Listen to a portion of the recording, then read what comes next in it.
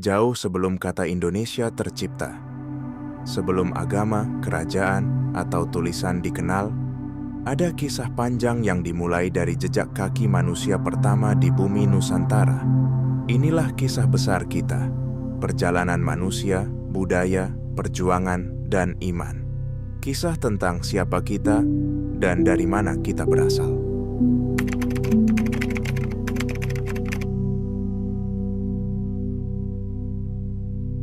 Manusia pertama yang hidup di wilayah Indonesia diyakini berasal dari spesies Homo erectus. Salah satu temuan paling terkenal adalah Pithecanthropus erectus yang ditemukan di Trinil, Jawa Timur oleh Eugene Dubois pada tahun 1891. Fosil ini memperlihatkan bahwa manusia purba sudah hidup di wilayah Indonesia sekitar 1,5 juta tahun yang lalu. Mereka hidup secara nomaden, berburu dan meramu makanan, serta membuat alat-alat dari batu yang masih sangat sederhana. Seiring waktu, evolusi manusia menghasilkan Homo sapiens yang memiliki kemampuan berpikir dan berbahasa lebih maju. Mereka mulai menyesuaikan diri dengan lingkungan, menetap, dan membangun sistem sosial sederhana. Homo sapiens datang dalam beberapa gelombang migrasi dari daratan Asia dan menyebar ke seluruh kepulauan Indonesia. Kehidupan manusia purba ini menjadi fondasi bagi budaya dan kehidupan masyarakat Indonesia di masa mendatang. Dari alat batu hingga struktur sosial awal, semua menunjukkan bahwa sejak awal, Nusantara adalah rumah bagi manusia yang terus belajar dan beradaptasi.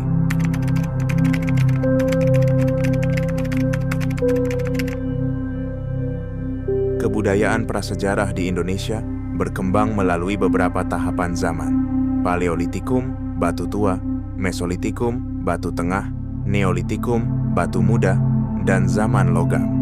Setiap zaman menunjukkan kemajuan teknologi dan cara hidup masyarakat. Pada zaman Paleolitikum, manusia menggunakan alat-alat batu yang kasar dan hidup berpindah-pindah. Mereka tinggal di gua-gua seperti Gua Sampung, Jawa Timur, dan Gua Leang-Leang, Sulawesi Selatan. Lukisan dinding di Leang-Leang menandakan bahwa manusia saat itu sudah memiliki rasa estetika dan kepercayaan spiritual. Zaman Neolitikum membawa revolusi besar. Manusia mulai bertani, beternak, dan hidup menetap.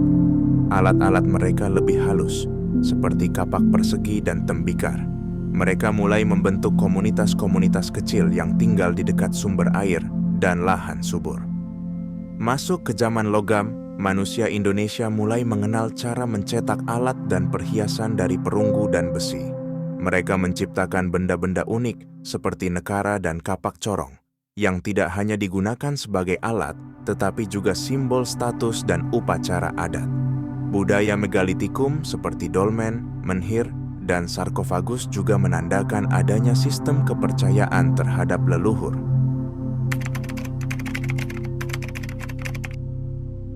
Masuknya pengaruh budaya India melalui perdagangan membawa perubahan besar di Nusantara. Sekitar abad keempat Masehi, berdirilah kerajaan Hindu-Buddha pertama, Kutai, di Kalimantan Timur. Prasasti Yupa menjadi bukti awal sistem pemerintahan dan penggunaan aksara Palawa. Tarumanegara muncul di Jawa Barat, dikenal melalui prasasti Ciaruteun yang menceritakan tentang Raja Purnawarman. Di Sumatera berdiri Sriwijaya, sebuah kerajaan maritim besar yang menguasai jalur perdagangan Selat Malaka dan menjadi pusat penyebaran agama Buddha Mahayana. Kemudian muncul Majapahit, kerajaan terbesar yang pernah ada di Nusantara. Di bawah Gajah Mada dan Hayam Wuruk, Majapahit menyatukan banyak wilayah melalui diplomasi dan ekspedisi militer. Sumpah Palapa yang diucapkan Gajah Mada menjadi simbol pertama gagasan persatuan Nusantara. Kerajaan-kerajaan ini menunjukkan bahwa masyarakat Nusantara telah memiliki struktur politik, ekonomi, dan budaya yang maju. Mereka membangun candi, sistem irigasi, dan jaringan perdagangan yang luas. Islam mulai masuk ke Nusantara sekitar abad ke-7. namun penyebaran yang lebih masif terjadi pada abad ke-13. Berbeda dengan agama sebelumnya yang dibawa oleh pengaruh budaya, Islam menyebar lewat perdagangan, dakwah, dan hubungan sosial. Para pedagang dari Gujarat, Persia, dan Arab memperkenalkan Islam kepada penduduk lokal di pesisir Sumatera, Jawa, dan Kalimantan. Para ulama dan wali kemudian menyebarkan ajaran Islam dengan pendekatan budaya lokal. Inilah yang membuat Islam dapat diterima luas oleh masyarakat.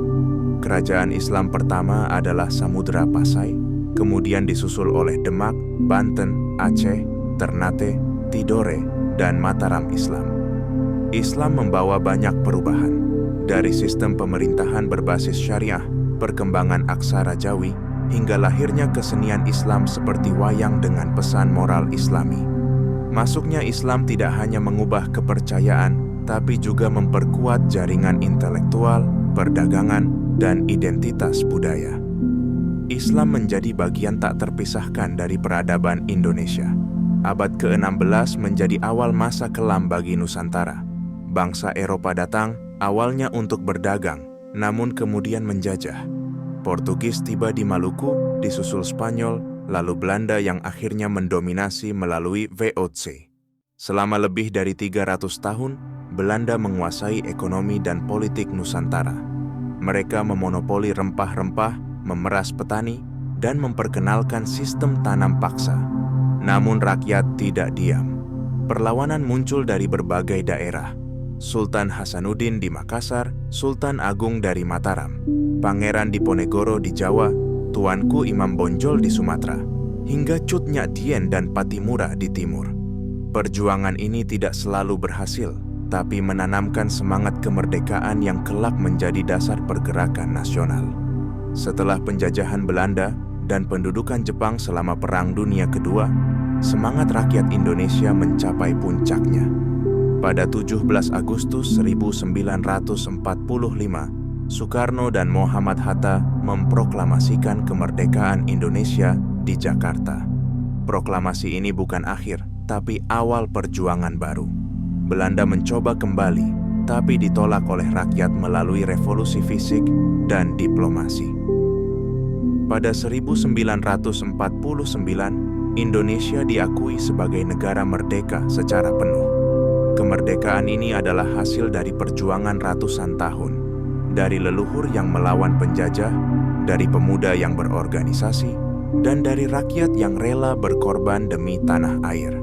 Kini, Indonesia adalah negara dengan lebih dari 17.000 pulau, 700 lebih bahasa, dan ratusan suku bangsa. Kita adalah negara demokrasi terbesar ketiga di dunia dan kekuatan ekonomi yang terus tumbuh. Tapi tantangan belum berakhir. Kemiskinan, korupsi, krisis lingkungan, hingga ancaman perpecahan. Semua menanti generasi hari ini untuk menjawabnya.